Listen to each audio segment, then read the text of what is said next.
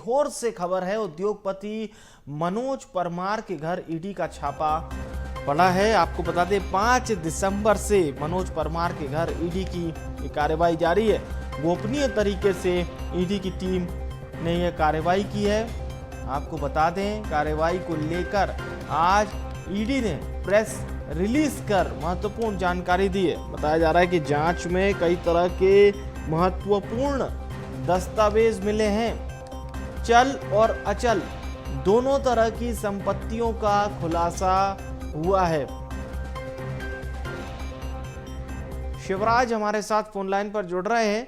शिवराज, मनोज परमार के घर ईडी का छापा पड़ा है, ये भी जानकारी दीजिए। मनोज परमार जो बेसिकली किस तरह का उद्योग करते हैं और ईडी को किस तरह की इनकी पूरी जानकारी मिली थी, क्या कनेक्शन है इलीगल इनका?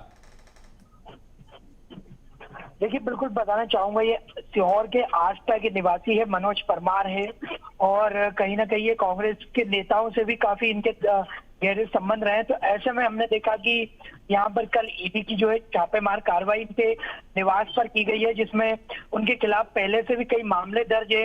इसके बाद में ईडी ने जब सीबीआई भोपाल द्वारा यहाँ पर चार्जशीट की जांच में पता चला है कि मुख्य जो प्रधानमंत्री रोजगार सृजन कार्यक्रम और कई प्रकार के उद्यम कार्यक्रम के तहत इन्हें लगभग 6 करोड़ की राशि भी इनके द्वारा ली गई थी। ऐसे में कई जो इनके दस्तावेज है वो भी पूरी तरह से ईडी ने यहाँ पर खंगाले गए हैं। पूरी तरह से जांच पड़ताल जो है इनके द्वारा की गई है और तमाम तरीके से तलाशी के दौरान कई आपत्तिजनक दस्तावेज भी इनके घर से कई प्रकार की संपत्तियां यहाँ पर मिली है, जिनको ईडी ने फिलहाल जब्त किया गया है।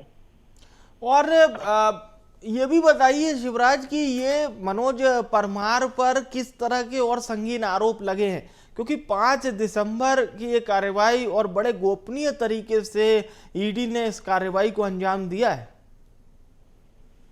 देखिए, बिल्कुल बताना चाहूंगा, इन पर कई प्रकार के धोखाधड़ी के मामले दर्ज किए गए हैं, क्योंकि हमने देखा कि कई योजनाएं जो सरकार की थी उनमें भी इन्होंने ऋण ले रखा था। लगभग 6 करोड़ की राशि ने सरकार के द्वारा से ली गई थी। तो ऐसे में कई प्रकार के यानी सरकार को धोखाधड़ी के भी कई आरोप इन पर लगे हैं। और जब बैंक के खातों का विश्लेषण इनमें किया गया तो कई प्रकार की धनराशि इनके खातों में मिली। इसके बाद में जब यहाँ पर ईडी ने इनके कागजात खंगाले तो निश्चित रूप से उनमें भी कई प्रकार की अनियमितताएं मिली। तो तमाम तरीके से जो ईडी की वो लगातार जांच पड़ताल रही और पूरी तरह से सारी संपत्ति ईडी ने जब्त कर ली और पूरी तरह से जांच पड़ताल जो है ईडी के द्वारा यहाँ पर की जा रही है। अच्छा शिवराज, जैसे आप बता रहे थे कि कांग्रेस समर्थित हैं ये मनोज परमार, तो क्या किसी तरह की पॉलिटिकल अभी कोई बयानबाजी सामने आई हो, कोई आरोप लगाया गया हो?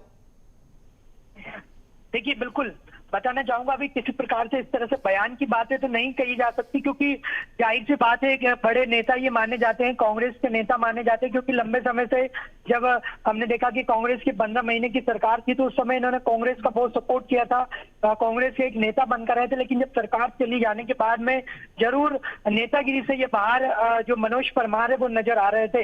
हालांकि इनकी कांग्रेस में बड़ी साठगांठ देखने को मिली थी और जब ईडी की यहाँ पर कार्रवाई हुई तो निश्चित रूप से गलियारों में इस प्रकार की चर्चाएं हैं कि कहीं ना कहीं राजनीतिक विश्लेषण की बात भी लोगों के द्वारा जरूर कही जा रही है। चलिए, बहुत बहुत शुक्रिया शिवराज तमाम जानकारी हमारे दर्शकों तक पहुंचाने के लिए आपका।